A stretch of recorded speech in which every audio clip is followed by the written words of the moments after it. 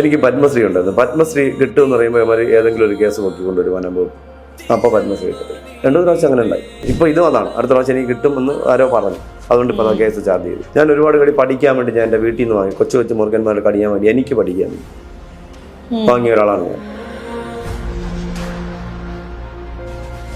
രാജഗോപാലൊക്കെ പിടിക്കുന്നത് എനിക്ക് പാവം തോന്നും. അതിനെ പിടിച്ച് അങ്ങോട്ട് വലിക്കുന്നു ഇങ്ങോട്ട് വലിക്കുന്നു. അതിനിടയ്ക്ക് ഒരുത്തന്നെ ഒരു രാജഗോപാല മണ്ടയിരിക്കുന്നു, മരം മുറിച്ച് താഴെ ഇടുന്നു. അവരടിമയായിട്ട് നിന്നില്ലെങ്കിൽ ഏതെങ്കിലും കേസിൽ അവരെ കുരുക്കിക്കൊണ്ടിരിക്കുക. ഇവരെ 2ാം കിട പൗരന്മാരായി കാണുന്നു. 2ാം കിടയല്ല, 4ാം കിട. ഞാൻ ഇതിന് ഒരിക്കലും ഞാൻ മിണ്ടായിരിക്കത്തില്ല. ഞാൻ കൊക്കിൽ ജീവനുള്ളിടത്തോളം അങ്ങനെ ചോദിച്ചുകൊണ്ട് തന്നെ ഇരിക്കും. ഇവർ പോയാൽ അവരെന്തെങ്കിലും കൊടുത്താലായി, കൊടുത്തില്ലെങ്കിൽ ഈ പോകണം എനിക്കറിയാം അവരെ അനുഭവങ്ങൾ. ഇപ്പോൾ യുവന്മാർക്ക് പറയാം, ഇവനൊക്കെ നമ്മളെ കരോടക്കുന്ന പൈസയും വാങ്ങിച്ച് 2 ലക്ഷം 3 ലക്ഷം ശമ്പളവും വാങ്ങിച്ച് ഇപ്പോൾ ഒരു കടി കിട്ടി, അവർ ഹോസ്പിറ്റലിൽ കൊണ്ട് അവർക്ക് എത്ര ലക്ഷം രൂപ വേണം? പ്രതികരിക്കാതിരിക്കാൻ പറ്റും. ഇങ്ങനെ എടുക്കുന്ന ശ്വാസം വിടാൻ പറ്റും നമുക്ക് ഉറപ്പുണ്ടോ? ഇല്ല. ഇവന്മാരതൊന്നും ചിന്തിക്കുന്നില്ല എന്നുള്ളതാണ്. ഞാൻ മരണത്തെ മുഖാമുഖം ഒരുപാട് കണ്ടിട്ടുണ്ട്. പാമ്പുടിയായിട്ട് മാത്രമല്ല, കൊറോണ വന്ന് ഞാൻ 1.5 മാസം കിടന്ന ആളാണ്. വണ്ടി അപകടത്തിൽ നട്ടല് പൊട്ടി 2 പ്രാവശ്യം നട്ടല് പൊട്ടി കിടന്ന ആളാണ്. തെങ്ങിൽ നിന്ന് കഴുത്ത് പൊട്ടി കിടന്ന ആളാണ്.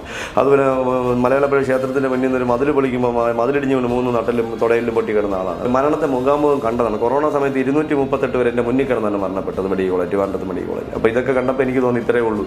നമുക്ക് ബ്ലാക്ക് മാമ്പയുടെ ബൈറ്റ് പഠിക്കാനുള്ള ഒരാളും ഇല്ലായിരുന്നു. ഒരാൾ മാത്രമേ ഉണ്ടായിരുന്നുള്ളൂ. അയാൾ അതിനെ പിടികൂടി കടി വാങ്ങി ഹോസ്പിറ്റലിൽ പോയി റിസർച്ച് സെൻറ്ററിൽ എത്തിച്ചിട്ട് ഹോസ്പിറ്റലിൽ എത്തി മരണപ്പെട്ടു.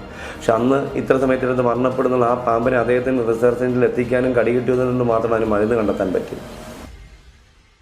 ഇപ്പോഴും വനംവകുപ്പ് പറയുന്നത് വാവാസുരി ശാസ്ത്രീയമായി പാമ്പ് പിടിക്കുന്ന ആളും ബാക്കി ട്രെയിനിങ് കിട്ടിയവരെല്ലാവരും കറക്റ്റാണ്. ഇന്നിപ്പോൾ ഓരോ വീഡിയോ ഒക്കെ അയച്ചെങ്കിലും കടിയിലിട്ടേക്കുന്ന കമൻസ് ഓരോ രാജഗോപാലൊക്കെ പിടിക്കുന്നത് എനിക്ക് പാവം തോന്നും. അതിനെ പിടിച്ച് അങ്ങോട്ട് വലിക്കുന്നു ഇങ്ങോട്ട് വലിക്കുന്നു. അതിനിടയ്ക്ക് ഒരുത്തന്നെ ഒരു രാജഗോപാല മണ്ടയിരിക്കുന്നു, മരം മുറിച്ച് താഴെ ഇടുന്നു. രാജഗോപാലം ഒന്ന് പടക്കോനെ തറയിലടിക്കുന്നു. അതിന് അനങ്ങാൻ വരുമ്പോൾ വാല് മാത്രം ഇങ്ങനെ ഇട്ട് അടിക്കുന്നു.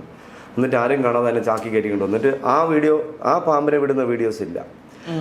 ആ ചാക്കിൽ വേറൊരു രാജഗോപാലെ തുറന്നു വിടുന്ന വീഡിയോ ഇട്ടിട്ട് ഇതാണ് ഞാൻ അതിൻ്റെ പ്രതികരിച്ച് കമൻസ് ഇട്ടിരുന്നു, അത് ചത്താണെന്ന് പറഞ്ഞു. അപ്പോൾ 2-3 ദിവസം കഴിഞ്ഞപ്പോൾ വേറൊരു ഞാൻ എൻ്റെ അടുത്താണ് പറഞ്ഞത്, ഞാൻ പാമ്പിനെ കിട്ടുമ്പോൾ അതിൻ്റെ മാർക്കുകളൊരു നോക്കി വയ്ക്കുന്ന ആളാണ് ഞാൻ. അപ്പോൾ നോക്കി വേറൊരു ചെറിയ രാജഗോപാലെ കൊണ്ട് രാജഗോപാലാണ് ഇതെന്ന് പറഞ്ഞുകൊണ്ട് തുറന്നു വിടുന്നത്. അത് അപ്പോഴും ചത്ത വേണം. അതിന് തല വന്ന് പടക്കോനെ അടിക്കുന്നു, കവരത്ത് ശിഖരത്തിലടിക്കും. വാല് മാത്രം ഇങ്ങനെ 2 പ്രാവശ്യം അടിക്കുന്നുണ്ട്. അതൊരു അരമണിക്കൂർ കഴിയുമ്പോൾ അത് മരിച്ചു പോകത്തില്ല. ഇങ്ങനെ. അപ്പോൾ ഇതൊക്കെ ചോദ്യം ചെയ്യുന്നതുകൊണ്ടാണ് ഇവർക്ക് എന്നെ കണ്ടുകൂടാത്തത്. ടാർഗറ്റ് ചെയ്ത് വേറെ ആരെടുത്ത് അവർക്ക് കേരളത്തിൽ കുഴപ്പമില്ല. എന്തുകൊണ്ട് റോഷിനി പിടിക്കുന്ന പാവനോട് റോഷിനി പെണ്ണായതുകൊണ്ടാണ് എതിർക്കാത്തത്? എൻ്റെ ചോദ്യം അതാണ്. റോഷിനി പിടിക്കുന്ന ആരെ വനംവകുപ്പായിരുന്നു. റോഷിനിക്കെതിരെ നല്ല പ്രശ്നങ്ങളുണ്ട് വനംവകുപ്പിനകത്ത്. എന്തുകൊണ്ട് പ്രതികരിക്കുന്നില്ല ആരും? എന്തുകൊണ്ട് ഇയാൾ പ്രതികരിക്കുന്നത്? മിണ്ടൂലല്ല. അവർക്ക് നല്ല ഹോൾഡ് ഉണ്ട്. അവർ വനംവകുപ്പ് മന്ത്രിയായിട്ടൊക്കെ അടുപ്പത്തിലാണ്, നല്ല പരിചയമുണ്ട്, അവർക്ക് നല്ല സുഹൃത്ത് ബന്ധമുണ്ട്. അതുകൊണ്ട് മിണ്ടത്തില്ല. അത് അവർക്കൊക്കെ പരാതി കൊടുത്ത ഒരു ഓഫീസർ സസ്പെൻഷനിൽ പോയി. അപ്പോൾ ഇതൊക്കെയാണ് നമ്മൾ നാട്ടിൽ നടക്കുന്നത്. അപ്പോൾ ഇങ്ങനെയൊക്കെയുള്ള പ്രശ്നം. അപ്പോൾ ഇത് എന്താ ഞാനിങ്ങനെ ചോദിച്ചുകൊണ്ടേയിരിക്കും. ചോദിക്കാനുള്ള അവകാശം നമുക്കുണ്ട്.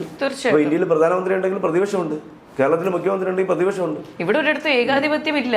ഇത് ഏകാധിപത്യമാണ്. ഇപ്പൊ ഇവര് കാണിക്കുന്നത് മാത്രം ഈ ഒരു ടീം വർക്കായിട്ട് നിന്നുകൊണ്ട് എന്നെ ഒറ്റപ്പെടുത്തിക്കൊണ്ട് ഞങ്ങൾ മാത്രമേ ലോകത്ത് ശരിയുള്ളൂ, ഞങ്ങൾ മാത്രം. ഞാൻ ചോദിക്കട്ടെ, ഇന്നലെ ഞാനൊരു വീഡിയോ ഞാൻ ഇറങ്ങുമ്പോൾ കാണിക്കാം. ഒരു വീഡിയോ പുള്ളിക്കാരൊരു പാമ്പിനെ എടുത്ത് വെച്ചിട്ട് അങ്ങനെ പാമ്പിൻ്റെ 3-1 വെച്ച് ഹൂക്ക് കയറണം. 3-1 ടേപ്പിൽ അളന്നെടുക്കും, 3-1 എവിടെയാണെന്നുള്ളത്. ആ പാമ്പിനെ ഇങ്ങനെ ബാക്കിലോട്ട് കാണിച്ചത് ബാക്കിൽ ട്രെയിൻ ചോദിക്കുന്ന ഈ പാമ്പിൻ്റെ വാവര വന്നു. ഇനി ഇതിൻ്റെ പല്ലക്കിളക്കിയിട്ടാണ് വീഡിയോ ചെയ്യണമെന്ന് എനിക്കല്ല, ട്രെയിനിങ് കൊടുക്കണമെന്ന് എനിക്കറിയില്ല. അങ്ങനെയാണ് വരാൻ സാധ്യത എനിക്ക് തോന്നുന്നു. അല്ലെങ്കിൽ പിന്നെ ഇങ്ങനെ വളരെ ക്യാഷ്വലോട്ട് അടിച്ച് ചെയ്യാൻ പാടില്ല. ഈ പുള്ളിക്കാരന് ജസ്റ്റ് തൊലിയുടെ മേലിൽ കൂടെ ഒരു കടി ഇങ്ങനെ പോയി ആണല്ലേ കഴിഞ്ഞ ഒരു ആ വീഡിയോ എൻ്റെ കയ്യിലുണ്ട്. അപ്പോൾ ഇവർക്കൊക്കെ യഥാർത്ഥം പറഞ്ഞാൽ ഇവരുടെ കുഴപ്പം ആരെങ്കിലും പാമ്പ് കടിയിട്ട് മരണപ്പെട്ടു. അപ്പോൾ ഞാൻ ഗ്രൂപ്പിൽ കയറി ചോദിക്കും, ഇപ്പം നിങ്ങൾക്ക് വായിൽ എന്താണെന്ന് ചോദിക്കും. ഉടനെ പറയും പാമ്പ് കടി കിട്ടുമ്പോൾ വാവ സുരേഷ് ആഘോഷിക്കും. ഇതാണ് പറയുന്നത്. ചോദ്യം ചെയ്യാൻ പാടില്ല. ഞാൻ ചോദ്യം ചെയ്യില്ല. ഇനി എന്ത് പറഞ്ഞാലും ഞാൻ ചോദിച്ചുകൊണ്ടേയിരിക്കും. എന്നെ പറയാമെങ്കിൽ എനിക്ക് പറയാമല്ലോ. ഇപ്പം ബഹുമാനം ഇങ്ങോട്ടുണ്ടെങ്കിൽ അങ്ങോട്ട് കൊടുക്കേണ്ട കാര്യമുള്ളൂ. അപ്പോൾ എന്നെ ചുമ്മാ ഇങ്ങനെ എന്താ പറയുക, നിലവാരമില്ലാത്ത ഒരു നായ്ക്കുന്ന നിലവാരമുണ്ട്, നായ്ക്ക് വിലയുണ്ട്. ഇവന്മാർ നായുടെ വില പോലും എനിക്ക് തരാൻ നോക്കുന്നില്ല. എന്നെ ഇവന്മാർ അത്രയ്ക്ക് വളരെ മോശമായിട്ടാണ് ഇവന്മാർ ചെയ്തത്. ഇവരെ ക്ലാസ്സിൽ സർക്കാർ സംവിധാനത്തിൽ നടക്കുന്ന ക്ലാസ്സിൽ വ്യക്തിഹത്യയാണ് നടക്കുന്നത്. നിങ്ങളൊരു ക്ലാസ്സിൽ പങ്കെടുത്തു, ഏതാണ് ക്ലാസ്സിൽ എൻ്റെ പേര് പറയാത്തൊരു ക്ലാസ് എന്ന് പറയാം. ഒരു ക്ലാസ് ഞാൻ എത്രയോ ക്ലാസ് എടുത്തിട്ടുണ്ട്. ഞാനാണ് ആദ്യമായിട്ട് വനംവകുപ്പിൽ ട്രെയിനിങ് തുടങ്ങി വെച്ചത് 2006. ഇവർ മെനിങ്ങാന്നാണ് തുടങ്ങിയത്. മെനിങ്ങാത്ത മഴയത്ത് കുടിച്ച് ഊരുത്തു വന്ന തകരകളാണ് ഇതൊക്കെ. ഞാൻ 2006 തുടങ്ങി, അടിപൊളി വണ്ടി തുടങ്ങി വെച്ചതാണ്. അത് ആ ഒരു ടീം വർക്ക് ഇന്ന് ഒരു പരസ്പരം ബന്ധമില്ല, പേടിച്ചിട്ടാണ് നിൽക്കുന്നത്.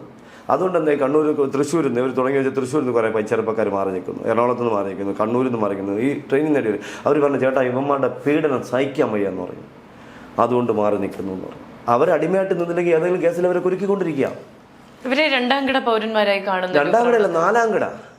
രണ്ടാം കിട എവിടെ? ഏറ്റവും ലാസ്റ്റ് 4ാം കിടയായിട്ടാണ് കാണുന്നത്. എന്നാൽ ഇതിനൊക്കെ ഞാൻ ചോദിച്ചുകൊണ്ടേയിരിക്കും. ഞാൻ ഇതിന് ഒരിക്കലും ഞാൻ മിണ്ടായിരിക്കത്തില്ല.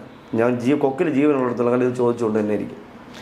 ഈ ചെയ്യുന്ന തൊഴിലിനോടുള്ള പുച്ഛമാണോ ഇത്? എന്ത് തൊഴിലെന്ന് പറയും? ഈ പാവപ്പെട്ട പിള്ളേർ, ഞാൻ ചോദിച്ചു, ഈ പാമ്പിനെ പിടിക്കുന്ന 99% പേരും ഒന്നിൽ ആശാരി പണിക്കാരനായിരിക്കും, അല്ലെങ്കിൽ മേശരി പണിക്കാരനായിരിക്കും, അല്ലെങ്കിൽ തെങ്ങ് കയറ്റക്കാരനായിരിക്കും, അല്ലെങ്കിൽ കൂലി പണിക്കാരനായിരിക്കും, അല്ലെങ്കിൽ വിറവ് വെട്ടാൻ പോകുന്നതായിരിക്കും, അല്ലെങ്കിൽ പാലകറവക്കാരനായിരിക്കും, അല്ലെങ്കിൽ വെൽഡിങ് വർഷമായി പോകണവനായിരിക്കും. ഇവന് തൊഴിലെന്ന് പറഞ്ഞാൽ ഇവൻ വേതനം ചോദിച്ച് വാങ്ങുന്നവനാണ് തൊഴിൽ. ഇവർ പോയാൽ അവരെന്തെങ്കിലും കൊടുത്താലായി, കൊടുത്തില്ലെങ്കിൽ ഈ പോണം എനിക്കറിയാം ഓരോ അനുഭവങ്ങൾ. അപ്പോൾ എന്തുകൊണ്ട് ചോദിച്ച് വാങ്ങുന്നില്ല? ഇപ്പം യുവന്മാർക്ക് പറയാം, ഇവരൊക്കെ നമ്മളെ കരോടക്കിലെ പൈസയും വാങ്ങിച്ച് 2 ലക്ഷം 3 ലക്ഷം ശമ്പളവും വാങ്ങിച്ച് സർക്കാരിൻ്റെ വണ്ടിയിൽ കയറി സർക്കാരിൻ്റെ പൈസയിൽ ഡീസൽ ഓടിച്ച് നാട് മൊത്തം കറങ്ങി നടക്കുന്നവന് ഒരു പ്രശ്നമില്ല. ഈ പാവപ്പെട്ടവൻ ഭാര്യ ഉണ്ടാവും, മക്കളുണ്ടാവും. ഇവരന്ന് ജോലിക്ക് പോകാനായിട്ട് ഇറങ്ങുമ്പോൾ ഒരു കോൾ വരുന്നത്. അപ്പോൾ അതിലേക്ക് പോകുന്നു. അപ്പോൾ അവർ ആ പൈസ കൊടുക്കാൻ അവർക്ക് ബുദ്ധിമുട്ടില്ല. ഇപ്പോൾ ഒരു കടി കിട്ടി, അവർ ഹോസ്പിറ്റലിൽ കൊണ്ട് അവർക്ക് എത്ര ലക്ഷം രൂപ?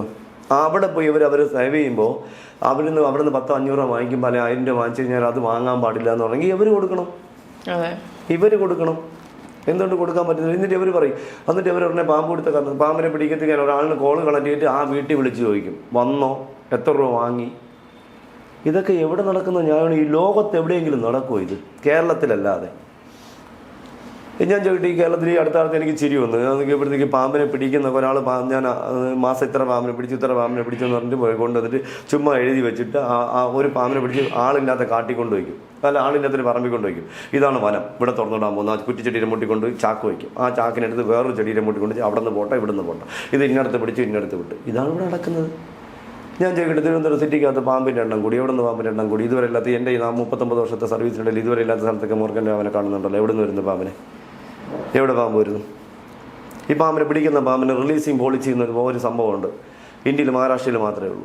വേറെ ഒരിടത്തിൽ പാമ്പിനെ റിലീസ് അവരുടെ ടെറിട്ടറിയൻ സ്ഥലം കണ്ടെത്തി, അവസരത്തേക്കുള്ള സ്ഥലം കണ്ടെത്തി ആ സ്ഥലത്ത് റിലീസ് ചെയ്യണമെന്ന് പോളിസിയുണ്ട്, എഴുതി വെച്ചിട്ടുണ്ട്. എവിടെയും കണക്കുണ്ടോ? തന്നെ എന്തെങ്കിലും ഒരു പഠനമുണ്ടോ? കേരളത്തിൽ അങ്ങനെയല്ല നടക്കുന്നത്. മഹാരാഷ്ട്രയിൽ മാത്രമേ ഉള്ളൂ, വേറെ ഒരിടത്തുമില്ല റിലീസിങ് പോളിസി. ഇന്ത്യയിൽ റിലീസിങ് പോളിസി. എന്താ അവർ പാമ്പിനെ കൈകൊണ്ട് പിടിക്കുന്നില്ലേ? മഹാരാഷ്ട്രയിലപ്പോ ഈ പറഞ്ഞ അപകടങ്ങൾ കുറവാണോ? അല്ല, അവിടെ കടികളുണ്ട്, ഇഷ്ടംപോലെ കടികളുണ്ട്. ഗ്രാമമല്ലേ, നമ്മളിവിടുത്തെ പോലെ പറമ്പുകളല്ല, വലിയ പറമ്പുകൾ. അവിടെയൊക്കെ കർഷകന്മാർ പോകുന്നു, കടി കിട്ടുന്നു, മരണപ്പെടുന്നു. ഇതൊക്കെ സ്വാഭാവികമാണ്. ഇപ്പം ഞാൻ ചോദിക്കട്ടെ, ഇപ്പോൾ ഒരു വില കൂടിയ കാറ്, ഇപ്പോൾ നമ്മളൊരു 1.5 കോടി രൂപ കൊടുത്തൊരു കാറ് വാങ്ങി, കാറിൻ്റെ പുറത്തൂടെ ഒരു JCB ഒന്ന് അറിയാം, ആൾ മരിക്കത്തില്ലേ? ഉറപ്പായിട്ടും അതുപോലെ സംഭവിക്കാം. അതുപോലെ ഇതിങ്ങനെ കടിയുണ്ടാകും, മരണമൊക്കെ സ്വാഭാവികമാണ്. അതിനെയൊക്കെ പൂർണ്ണമായിട്ട് നിർത്തലാക്കാനെങ്കിൽ നമ്മൾ വെൽഡിംഗ് വർക്ക്ഷോപ്പിൽ പോയിട്ട് ഇരുമ്പ് കൂടുണ്ടാക്കി അതിനകത്തിറങ്ങി നടന്നു പോകണം. എങ്കിൽ ഒരു പാമ്പുകാരെ കടിക്കാൻ പോകുന്നത്. ഇത് ഈ പറഞ്ഞ പാമ്പ് പിടുത്തക്കാർക്ക് കടിയേൽക്കുന്നുണ്ടല്ലോ എന്ന് ചോദിക്കുമ്പോൾ അവർ തിരിച്ചു ചോദിക്കുന്ന ചോദ്യമാണ്, ബാബ സുരേഷ് മരിക്കാൻ കിടന്നിട്ടുണ്ടല്ലോ കടിയേറ്റിട്ട്. അത് എത്ര പേര് മരിച്ചിട്ടുണ്ടല്ലോ. പാമ്പ് വേലാതെ മരണപ്പെട്ടു, പാമ്പ് കടിയിട്ട് മരണപ്പെട്ടില്ലേ? സ്റ്റീവൻ മരണപ്പെട്ടു. എത്ര ആൾക്കാരെ പാമ്പ് കടിയിട്ട് മരണപ്പെട്ടത്? അപ്പോൾ ഈ ട്രെയിനിങ് കഴിഞ്ഞ ഷിബു പാമ്പടിയിട്ട് മരണപ്പെട്ടതോ? 121 പേർക്ക് കടി കിട്ടിയതോ? അവർ മരണത്തോട് മണ്ണടിച്ചാണ് ഇപ്പോഴും കണ്ണൂർ ചിലപ്പോൾ അങ്ങനെ വെന്റിലേറ്ററിൽ കിടന്നതോ? അപ്പോൾ ഇതൊന്നും നിങ്ങളാരും അറിയുന്നില്ല. അതുകൊണ്ട് നിങ്ങൾക്ക് മറിച്ച് ചോദിക്കാൻ പറ്റുന്നില്ല. പക്ഷേ ഞാൻ ചോദിക്കും, എൻ്റെ സുഹൃത്തുക്കളെല്ലാം ഈ ഒരു സ്ഥലത്ത് കഴിയുമ്പോൾ അവരുടനെ ഇവരെ കൂടെ നിൽക്കുന്നവരെന്നെ എനിക്ക് ഡീറ്റെയിൽസ് അയച്ചു തരും. എല്ലാ സ്ഥലത്തും നമ്മളെ സ്നേഹിക്കുന്ന ആൾക്കാരുണ്ട്. ഞാൻ ആരെയും എന്നെ മോശം പറഞ്ഞവർ മാത്രമേ ഞാൻ മോശം പറയാറ്, അല്ലാതെ ഞാൻ ഒരാളിനെ ഒന്നും പറയാറില്ല. എൻ്റെ അമ്മയ്ക്ക് വിളിച്ചതിനെ പോലും ഞാൻ അമ്മയ്ക്ക് തിരിച്ച് വിളിച്ചിട്ടില്ല. പക്ഷേ എന്നെക്കുറിച്ച് ഇപ്പോൾ ഈ പറയുന്ന ഇവർക്കെതിരെ ഞാൻ പ്രതികരിക്കും. ഞങ്ങൾ ചെയ്യുന്നതാണ് ശരി. അവർ കാണിക്കുന്ന വൃത്തികേടുകൾ 99% വൃത്തികേട് കാണിച്ചിട്ടാണ് 1% കുറ്റം പറയുന്നത്. അപ്പം നമ്മൾ എന്താ ചെയ്യേണ്ടത്? നിങ്ങൾ പറയും. പ്രതികരിക്കാതിരിക്കാൻ പറ്റില്ല. ഇത് പുറത്തറിയണം. ഇപ്പൊ എന്തായാലും ബാബുചേട്ടൻ ഉണ്ടാവുന്ന മോശം അനുഭവങ്ങൾ ചേട്ടൻ മാത്രം അറിഞ്ഞതുകൊണ്ടൊന്നും ഉണ്ടാവില്ല. ഞാൻ ഇത്രയും ഉണ്ടാതെ കൊണ്ടു കിടക്കുന്നത് പോട്ടെ കാരണം എൻ്റെ കൂടെ നല്ല പണ്ട് ഞങ്ങൾ വനംവകുപ്പ് ഒരു നല്ല ടീമായിരുന്നു. ഞാൻ പുറത്തുനിന്ന് വരുമ്പോൾ എന്ത് സ്നേഹമാണെന്നറിയാം. ഇപ്പം അങ്ങനെയല്ല. ഇപ്പം എന്നെക്കുറിച്ച് മോശം പറഞ്ഞ് എൻ്റെ മിണ്ടരുതെന്ന് വരെ പറഞ്ഞ് പേടിപ്പിച്ച് വെച്ചിരിക്കുകയാണ്. അന്നുണ്ടായ ഉദ്യോഗസ്ഥരൊക്കെ എല്ലാം റിട്ടയർഡായി പോകും. എല്ലാം നല്ല മനുഷ്യന്മാരുന്നു, എല്ലാം അടിപൊളി. ഞാൻ അവരുടെ വീടുകളിൽ പോകാറുണ്ട്. അവർക്ക് എന്തെങ്കിലും എന്തൊക്കെ അവർക്ക് വീട്ടിൽ കല്യാണം വന്നു, അല്ലെങ്കിൽ കുഞ്ഞുങ്ങളുടെ വെച്ചാൽ എന്നെ വിളിക്കും. ഞാൻ പോകാറുണ്ട്. അവരുടെ റിട്ടയർമെൻറ്റ് വിളിക്കും. ഞാൻ കള്ളു കുടിക്കാറൊന്നുമില്ല. പക്ഷെ എന്നാലും ഞാൻ അവരുടെ കൂടെ ചെയ്ത് നല്ല എല്ലാ കാര്യങ്ങൾക്കും കൂട്ടുകൂടി നല്ല രീതിയിൽ സഞ്ചരിച്ച് നല്ല അടിപൊളിയാണ്. ഇപ്പം അങ്ങനെയല്ലെന്നേ. ഇപ്പോൾ ജനങ്ങളോടത്ത് പെരുമാറുന്നുണ്ടല്ലോ. എന്നാൽ നമ്മൾ മലപ്പുറത്ത് വയനാട്ടിലോ അല്ല ഇടുക്കിയിൽ ഒരു വന്യമൃഗം ഇറങ്ങുന്നതിന് നാട്ടുകാർ പ്രതികരിച്ചപ്പോൾ ഒരു ഓഫീസർ ബാക്കിൽ നിന്ന് പിച്ചാത്തി എടുക്കുന്നുണ്ടല്ലേ, കണ്ടില്ലേ? വീഡിയോ ലൈവ് ഉണ്ടല്ലോ. വയനാട്ടിൽ ഒരു പിച്ചാത്തിട്ട് കത്തി ഇങ്ങനെ ഊരിയെടുക്കുന്ന ഇടിപ്പിന്ന് കണ്ടില്ല. നല്ല കറക്റ്റ് അത് സൂം ചെയ്ത് പല സ്ഥലങ്ങളും ബ്രേക്ക് ചെയ്യുന്നുണ്ടായിരുന്നല്ലോ. അതൊരു 3-4 വർഷമായി. അത് വെടി എൻ്റെ ഉണ്ട്. ഒരു ഓഫീസുണ്ട്, നല്ല ഹൈറ്റുള്ള ഒരു ഓഫീസർ, ബാക്കിൽ നിന്ന് കത്തി ഇങ്ങനെ ഊരിയെടുക്കും നമുക്ക്. ആ ഒരു വാർഡ് മെമ്പർ പ്രതികരിച്ചതിന്, വാർഡ് മെമ്പറെ കുത്താനായിട്ട്. അതെന്ത് വാർത്തയാണ്, അതൊക്കെ മൂടിപ്പോയില്ലേ.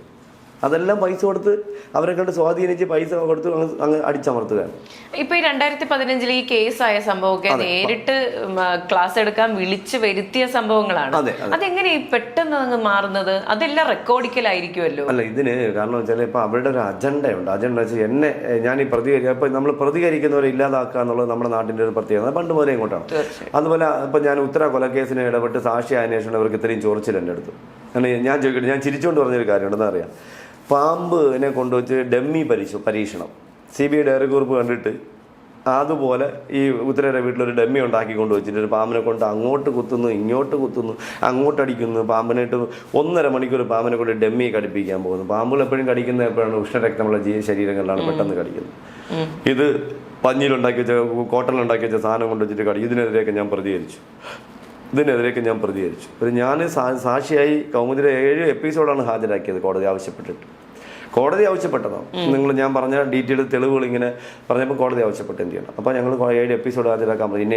ആ 7 എപ്പിസോഡ് ഞങ്ങൾ ഹാജരാക്കി. അതിൻ്റെ അടിസ്ഥാനത്തിലാണ് പുള്ളിക്ക് വെളിയിൽ നിന്ന് ഒരൊറ്റ സാക്ഷിയുള്ളൂ, അത് ഞാൻ മാത്രമാണ്. ബാക്കിയെല്ലാം ഡിപ്പാർട്ട്മെൻറ്റ് സാക്ഷികളാണ്. പുറത്തുനിന്ന് ഒറ്റ സാക്ഷികളാണ് കേസിൽ. അത് ഞാൻ അതൊക്കെ ഇവർക്ക് പിടിക്കുന്നില്ല. അപ്പോൾ എന്നെ ആൾക്കാർ അന്ന് അല്ല ആ വിധിയിലന്ന് എന്നെ മൈക്ക് ചാനലുകളെല്ലാം കൂടെ ഇങ്ങനെ വളർന്നിരിക്കുന്നത്. ഇപ്പോൾ പുള്ളിക്കാരനൊക്കെ അപ്പുറത്ത് പുള്ളിയൊന്നും ആരും മൈൻഡ് ചെയ്യുന്നില്ല.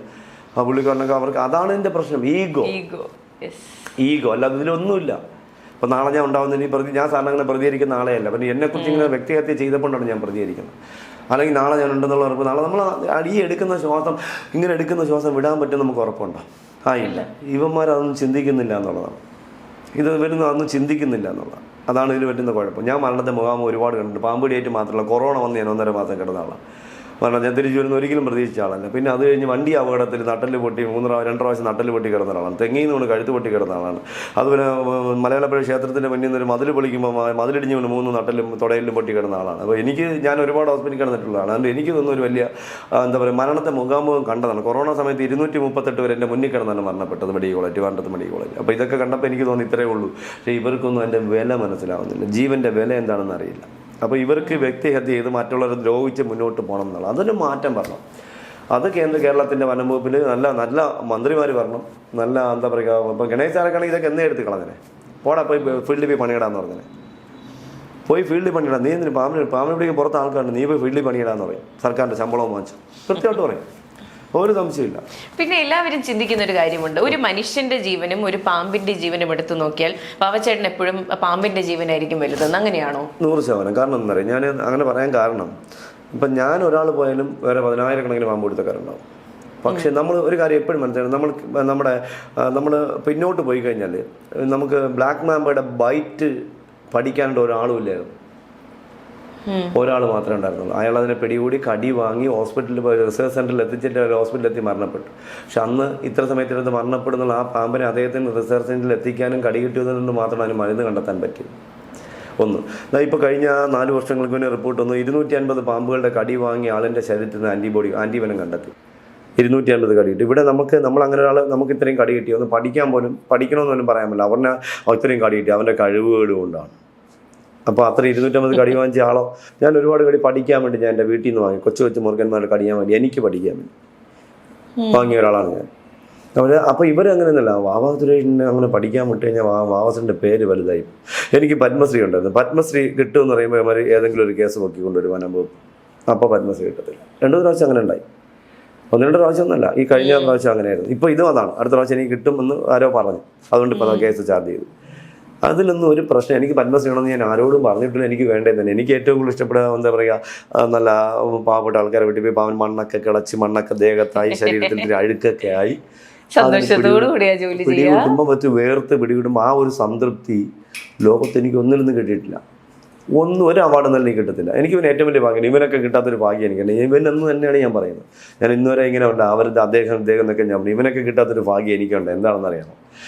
സൂര്യൻ അസ്തമിക്കാത്ത രാജ്യത്തിലെ രാജകുമാരൻ ചാൾസ് രാജൻ അവർ പാമ്പ് പിടുത്തക്കാരൻ എന്നുള്ള പേരിൽ അദ്ദേഹത്തിന് എന്നെ കാണണമെന്ന് പറഞ്ഞ് എനിക്ക് ചില രീതിയിൽ വെച്ച് കാണാനുള്ള അവസരം ഉണ്ടായി. അതൊന്നും ഇനി ഇവർക്കൊന്നും ജമ്മത്തി ഉണ്ടാവും. ഇതൊക്കെയാണ് ഇവിടെ കുശുമ്പ് അത്. അല്ലാതെ വേറൊന്നും. ഇവർക്ക് നല്ലൊരു കടി കിട്ടരുതെന്ന് ഞാൻ പ്രാർത്ഥിക്കും. കിട്ടിയാലേ അവർക്ക് മനസ്സിലാവും.